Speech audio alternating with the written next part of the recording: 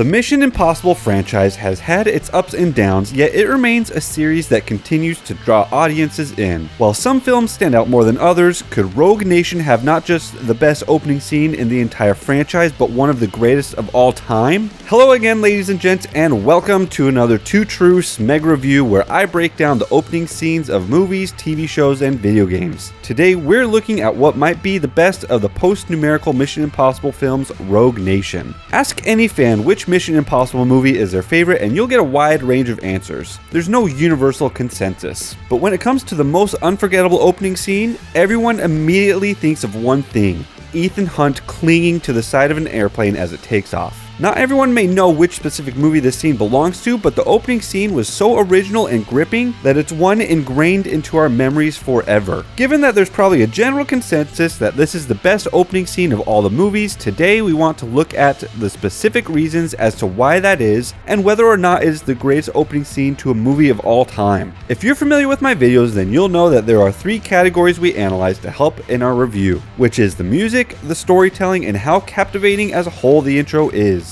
We'll give each of these categories a score out of 10 and then add all these scores up to get a final average score. And if there's something extra special about the opening scene that just doesn't quite fit into any of these categories but helps to elevate it in some way, then we will be awarding bonus points as well. So strap in, brace yourself, and enjoy another Too True SMEG review.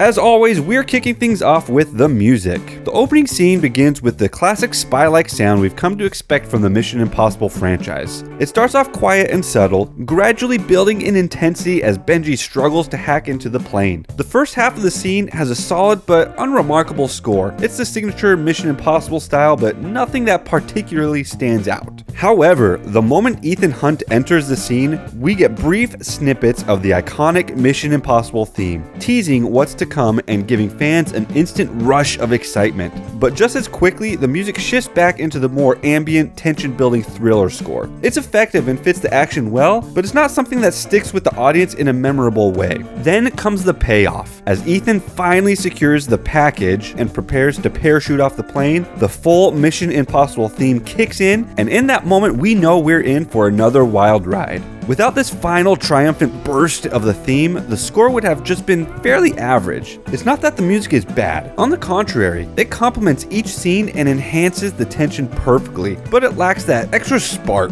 Thankfully, the powerful return of the main theme and the climax elevates the entire sequence, securing a well-earned 9 out of 10 for music.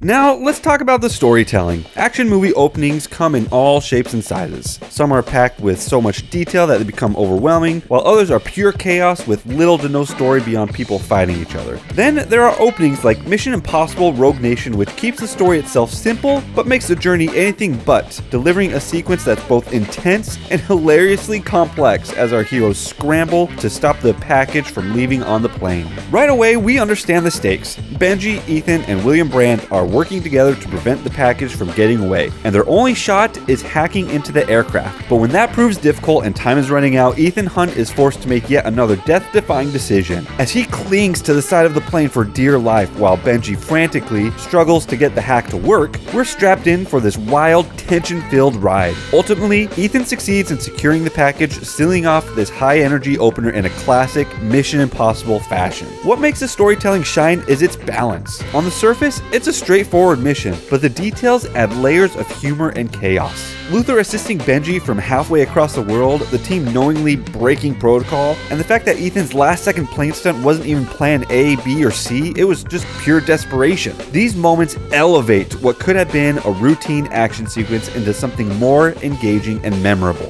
The only real drawback is that the writing caters a little too much to the audience. While the smaller comedic details add depth, the scene leaves little room for inference. Everything is clearly explained and handed to us on a silver platter. Audiences enjoy piecing things together for themselves, but this opening doesn't really demand that level of engagement. So for all of these reasons, we're giving storytelling a solid 8 out of 10.